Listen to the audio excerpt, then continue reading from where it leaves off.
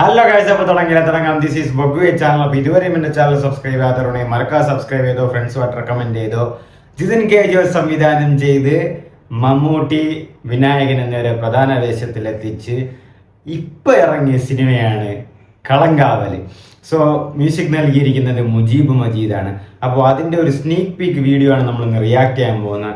So ഇപ്പോഴും തിയേറ്ററിൽ ഹൗസ്ഫുള്ളായിട്ടും വളരെ സക്സസ്ഫുള്ളായിട്ട് run ചെയ്തിട്ടിരിക്കുകയാണ് Kalamkaval.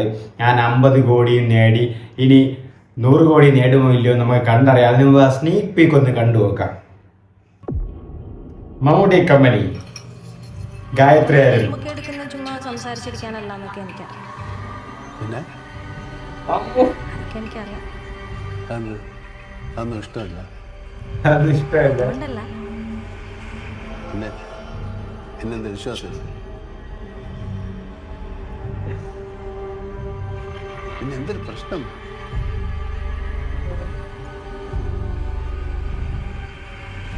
Director Jithin K Jose. Kalamkaval. Generally playing with the hearts and successfully conquering the theatres. സത്യം പറയല ഗൈസ്, മമ്മൂക്ക അത് എന്ത് പെർഫോമൻസ് ആണെന്ന് ഇപ്പോഴും വിവരിക്കാൻ കുറച്ച് പാടുണ്ട്. അമ്മാതിരി പെർഫോമൻസ് ആയിരുന്നു. അതായത് ഒരു പാവം സഹജീവികളെ സ്നേഹിക്കുന്ന ഒരു മനുഷ്യൻ, ഈശ്വരവിശ്വാസി, അത് ഒരു സാറ്, ഒരു പാവ ആളാണ് മമ്മൂക്ക. പക്ഷെ പുള്ളിയിൽ ആ ഒരു അലറി വിളിച്ചുള്ള ആ ഒരു കാര്യങ്ങളൊന്നും ഇല്ലാതെ, മുഖത്തിൽ ദേഷ്യങ്ങളൊന്നും കാണിക്കാതെ, എങ്ങനെ ഒരു പീക്ക് വില്ലനിസം കാണിക്കാതെ മമ്മൂക്ക കാണിച്ചു തന്നു കളങ്കാവൽ ഒന്നുകൂടെ. കാരണം മമ്മൂക്ക എപ്പോഴൊക്കെ നെഗറ്റീവ് ഷെയ്ഡ് എടുത്തിട്ടുണ്ടോ, വില്ലനിസം എടുത്തിട്ടുണ്ടോ, അന്നൊക്കെ പെർഫെക്റ്റ് സാധനങ്ങൾ തന്നെയാണ് വന്നിട്ടുള്ളത്. അതിൽ വേറെ സംശയമൊന്നുമില്ല. കാരണം അത് മമ്മൂക്കയ്ക്ക് അത് കറക്റ്റായിട്ട് ചേരുന്നുണ്ട്, അത് ആപ്റ്റ് ആവുന്നുണ്ട്. ആ മമ്മൂക്ക അത് അഡാപ്റ്റായിട്ട് ചെയ്യുന്നുമുണ്ട്. ഇപ്പൊ തന്നെ ഈ സ്നീക്ക് പീക്കിൽ കൂടെ ആ BGMന്റെ ഇടയിൽ കൂടെ എന്തൊരു എന്നെ വിശ്വാസമില്ല നിനക്ക്, പിന്നെ എന്തൊരു അതൊന്നും ഇഷ്ടമില്ലേ നമുക്ക് സംസാരം. അതായത് ഈ സിനിമ ചെയ്ത തൊട്ട് ഇപ്പൊ റിലീസ് ചെയ്ത് വരെ മമ്മൂക്കയുടെ സംസാരത്തിന് TVM ആ ഒരു സ്ലാങ് ആണെന്ന് ഇതുവരെ അവരും ഒരിടത്തും പറഞ്ഞിട്ടില്ല. അതുകൊണ്ട് തന്നെ തിയേറ്ററിലേക്ക് TVM ആ സ്ലാങ് വന്നപ്പോഴേക്കും ഭയങ്കര വിളിയും കൈകൊട്ടലൊക്കെ ആയിരുന്നു. കാരണം ഇതായിരുന്നു സംസാരം, ഇല്ലെങ്കിൽ ഈ സ്ലാങ് ആണോ ഈ സിനിമയിൽ എടുത്തെന്ന് ആരും അറിഞ്ഞുകൂടായിരുന്നു. ഭയങ്കര ഫ്രഷ്നെസ് ആയിരുന്നു തിയേറ്ററിൽ സിനിമ കണ്ടപ്പോൾ TVM സ്ലാങ് വന്നപ്പോൾ. കാരണം അതിനു മുമ്പ് നമുക്ക് ടീസറിലോ ട്രെയിലറിലോ അല്ലെങ്കിൽ വേറെ ഗ്ലിംസിലോ കാര്യങ്ങളിലോ TVM സ്ലാങ് ആണ്, അല്ലെങ്കിൽ TVM ഭാഷയാണ് സിനിമയിൽ സംസാരിക്കുന്ന മമ്മൂക്ക എന്ന് ആർക്കും അറിഞ്ഞുകൂടായിരുന്നു. ആകെ കേട്ടിട്ടുള്ളത് അത് മാത്രം, ഈ ഏറ്റവും കൂടുതൽ സുഖം കിട്ടുന്ന മനുഷ്യനെ കൊല്ലുമ്പോൾ. അപ്പോഴും മനസ്സിലായിട്ടില്ലായിരുന്നു. സിനിമയിൽ വന്നപ്പോഴാണ് TVM സ്ലാങ് ആണെന്ന് പറഞ്ഞപ്പോൾ പക്ക ഒരു ഫ്രഷ്നെസ് ആണ് ഫീൽ ചെയ്തത്. കാരണം അത് സർപ്രൈസ് ആയിട്ട് വെച്ചിരുന്നത് കിടിലനായിട്ട് അത് നല്ല രീതിക്ക് അങ്ങ് എല്ലാവർക്കും ഇട്ടുതന്നു. ഇതാണ് സാധനം. അത് തന്നെ ഫസ്റ്റ് ഓഫ് ഓൾ കിടിലനായിരുന്നു ആ TVM സ്ലാങ്. അത് രാജമാണിക്യം പോലെയല്ല, മമ്മൂക്ക അത് നന്നായിട്ട്, അത് രാജമാണിക്യം പിന്നെയും കുറച്ച് ഓവറാക്കി കുറച്ചുകൂടെ ഒക്കെ സംസാരിക്കും. ഇത് കുറച്ചുകൂടെ കറക്റ്റായിട്ട്. പിന്നെ എന്ത് ഇതിനൊക്കെ എന്നെ വിശ്വാസം ഇല്ലേ, കുറച്ചുകൂടെ ഒന്ന് അതേപോലെ കറക്റ്റാക്കി. അത് കേൾക്കുമ്പോൾ തന്നെ ഒരു കേട്ടോണ്ടിരിക്കാൻ തോന്നും. പ്രത്യേകിച്ച് നമ്മൾ TVM ആൾക്കാരും കൂടെ ആയതുകൊണ്ട് കേട്ടോണ്ടിരിക്കാൻ തോന്നും. അമ്മാര് സൂപ്പറായിട്ടാണ് മമ്മൂക്ക സംസാരിച്ചത്. പിന്നെ മമ്മൂക്ക, ഇത് നിങ്ങൾക്ക് സിനിമ കണ്ടവർക്കറിയാം, സിനിമ കാണാത്തവരുണ്ടെങ്കിൽ എത്രയും പെട്ടെന്ന് പോയി കണ്ടോ. സിനിമ കണ്ടവർക്ക് ഇതൊരു ക്ലൈമാക്സിന് മുമ്പുള്ള ഒരു പോർഷനാണ്. ഗായത്രി അരുണിനെ റൂമിലേക്ക് വിളിച്ചുകൊണ്ട് പോകുന്ന ആ ഒരു സീനിന് മുമ്പുള്ളത്, അതാണ് ക്ലൈമാക്സ്. ഇത് അതിന് മുമ്പുള്ള സീനാണ്. ഈ സീന് കഴിഞ്ഞിട്ട് ക്ലൈമാക്സ് ഉണ്ട്. ക്ലൈമാക്സ് സത്യം പറഞ്ഞാൽ പീക്കാണ്. ഇത് ഈ സിനിമയിൽ ഇന്റർവ്യൂ ക്ലൈമാക്സിലൊക്കെ പറയുന്ന പീക്ക് സാധനമാണ്. അതായത് ലാസ്റ്റ് നമുക്ക് മനസ്സിലാവും ഇതെല്ലാം ഒരു പ്ലാനിങ് ആണെന്ന്. ഗായത്രി അരുണായാലും ആ ഹോട്ടലിലുള്ള കോൺസ്റ്റബിൾ ആയിരുന്നാലും എല്ലാം, വിനായകനായാലും എല്ലാം ഒരു പ്ലാനിങ് ആണെന്ന് അറിയുമ്പോൾ വീണ്ടും അതൊരു കാണുമ്പോൾ തന്നെ ഒരു ട്വിസ്റ്റ്, ഒരു ത്രില്ലിങ് തോന്നുകയാണ്. കാരണം ഇതൊക്കെ പ്ലാനിങ് ആയിരുന്നു. ഇങ്ങനെ ഈ റൂമിൽ കൊണ്ടുവരണം, അല്ലെങ്കിൽ ഇവിടെ ഈ പോലീസ് ഞാൻ ഉണ്ടാവണം, വിനായകൻ അവിടെ വരണം, ഇതൊക്കെ മൊത്തം പ്ലാനിങ്. എന്നിട്ട് ഫോട്ടോ കിട്ടിയില്ലെന്ന് പറഞ്ഞിട്ട് ഫോട്ടോ കൊടുക്കും, ഒരു പേപ്പറിൽ ഫോട്ടോ കൊടുക്കുമ്പോൾ അത് മമ്മൂക്കയുടെ ഫോട്ടോ ആകുന്നു. അപ്പം നിലാക്കായും പാട്ട് വീഴുന്നു. എല്ലാവരും ഗൂസ് ബോംസ് ആയിരുന്നു. പ്രത്യേകിച്ച് മുജീബിന്റെ മ്യൂസിക് ഒക്കെ വേറെ ലെവലായിരുന്നു. ഫസ്റ്റ് സിനിമ തന്നെ ജിതിൻ കെ ജോസ് നന്നായിട്ട് തന്നെ ചെയ്തു. ജിതിൻ കെ ജോസ് സിനിമ ആദ്യമായിട്ട് സംവിധാനം ചെയ്യുന്നെങ്കിലും സ്റ്റോറി കുറുപ്പ്, അതായത് ദുൽഖർ സൽമാന്റെ കുറുപ്പ് എന്ന സിനിമയിലെ സ്റ്റോറി എഴുതിയിട്ടുള്ളത് ജിതിൻ കെ ജോസ് ആണ്.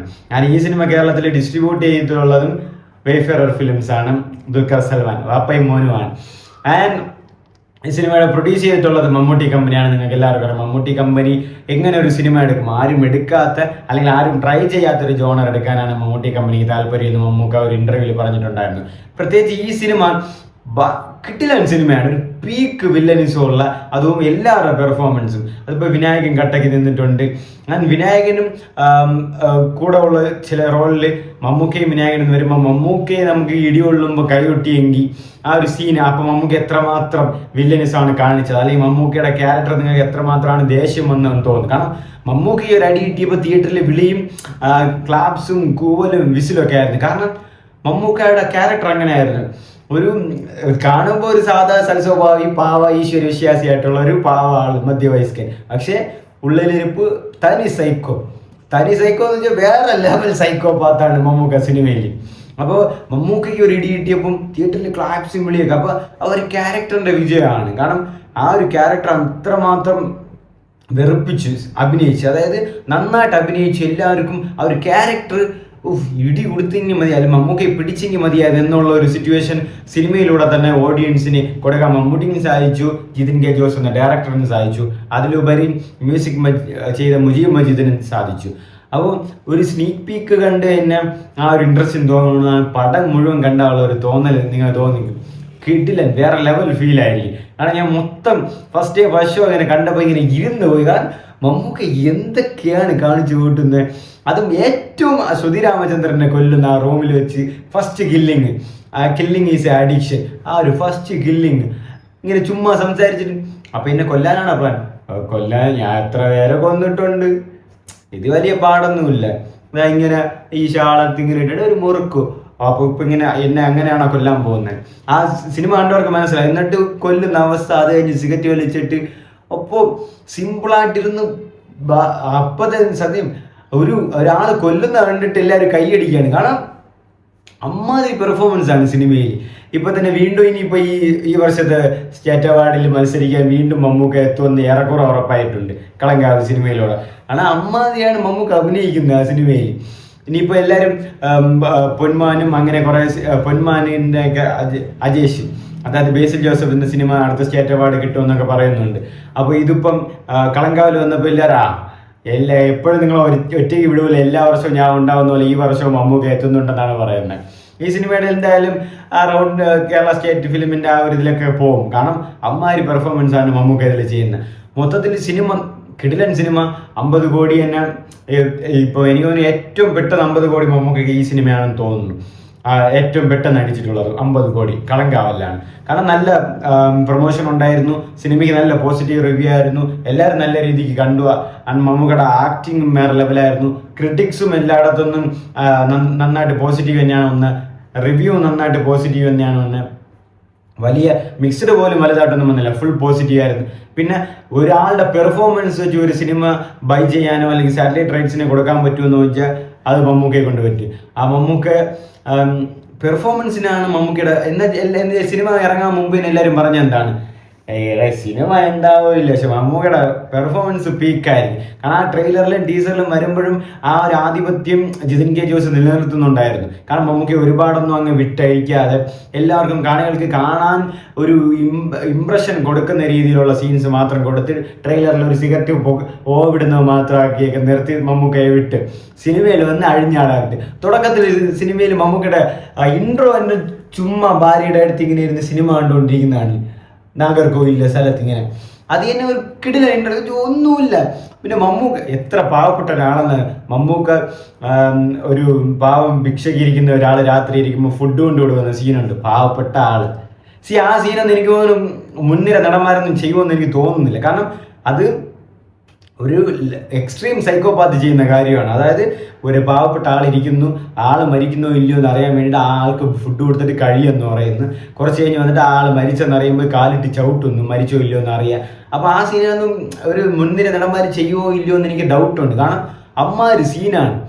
പാവ ആൾക്കാർക്ക് ഫുഡ് കൊടുത്ത ആൾക്കാർ. പിന്നെ നമുക്ക് ആ കൂടെ നിൽക്കുമ്പോഴൊക്കെ ആ പാവം അഭിനയിച്ച് നിൽക്കുകയാണ്. പക്ഷെ അഭിനയിക്കുകയാണെന്നും തോന്നൂല.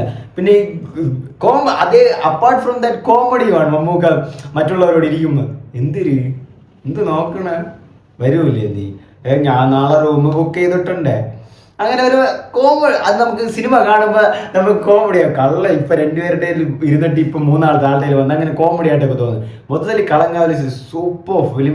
മമ്മൂക്കാസ് performance, Vinayakan performance, Jithin K Jose, പിന്നെ മ്യൂസിക്കായ മുജീബ് മജീദ് എല്ലാം വേറെ ലെവൽ. സ്നീക്ക് വീക്ക് ഇനിയും ഇറങ്ങണം, ഇനിയും കുറച്ചുകൂടെ ഇറക്കണം, നല്ല സാധനങ്ങളൊക്കെ ഇനിയും വരാനുണ്ട്. മൊത്തത്തിൽ സിനിമ ഇതുവരെ കാണാത്തവരുണ്ടെങ്കിൽ പോയി കണ്ടോളൂ, കിട്ടില്ല പടം.